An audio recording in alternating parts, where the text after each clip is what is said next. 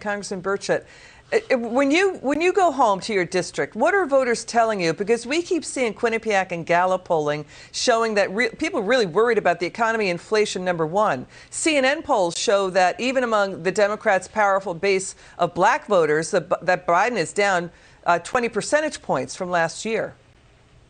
Yes, ma'am. People are ticked off about the economic agenda, obviously, that Democrats have. It's a slash and burn. It's causing there's more regulation. I keep wondering where this 22 or 32% of people that favor what the president is doing are, because I tell you what, they're not in Tennessee, and I doubt they're in Byron Donalds' district either.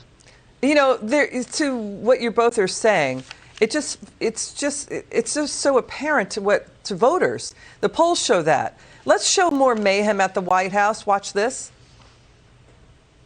I'm not concerned about a recession. And I mean, you're always concerned about a recession, but the GDP, fell to 1.4%. The authority is given to the CDC to make a decision about when the conditions exist to lift Title 42, and that's why we're preparing to lift it. We had proposed to eliminate that policy by the end of May. The court has said we can't so far. And what the court says we're going to do. The court could come along and say we cannot do that, and that's it. Did you hear that messaging? Congressman Donald, the economy went down 1.4%. It wasn't at 1.4%. It went down. And then, there's flip-flopping about Title 42 at the border. Psaki says it's going away. Biden says no. A court says it has to stay. You see what I mean? This just feels very unserious when we need leadership at a time when the economy, we could be going into a recession. Listen, America, we have the Keystone Cops, unfortunately, running our country. They don't know what they're doing. They can't even get their story straight.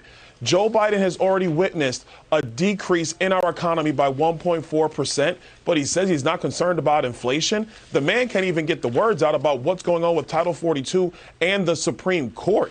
And the courts right now, we have to get serious in our country. It's time for Republicans to take control of the country in the House and the Senate so we can at least get the ship back on track. And, Congressman Congressman Burchett just laid out what Obama economists, even the economists in the Obama White House, are saying is behind inflation. Let's go through this. At 8.5%, Congressman Burchett, inflation in America is higher than in Europe. And economists estimate that the $1.9 trillion American Rescue Plan the Democrats pushed in added between 2 and 4 percentage points to the U.S. inflation rate. If you wipe out student loan debt that they're talking about, that means about another half of a percentage point, even a full point.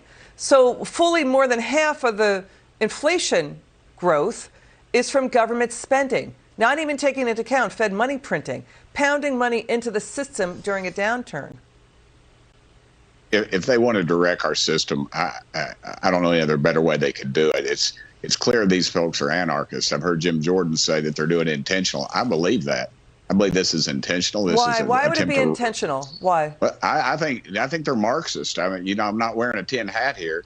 I mean, if you want to wreck our economy, if you wreck a capitalist system that produces energy, you stop the energy market. You allow our enemies overseas to have control of that, and then you send us down this woke bunny trail of endless electricity that has to be produced somehow.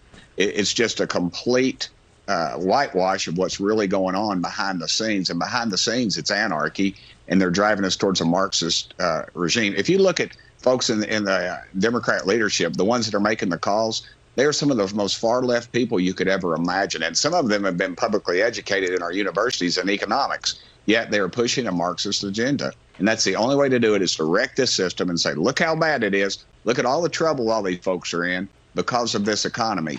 And it's not because of the economy. It's because of the anarchists that are in the White House.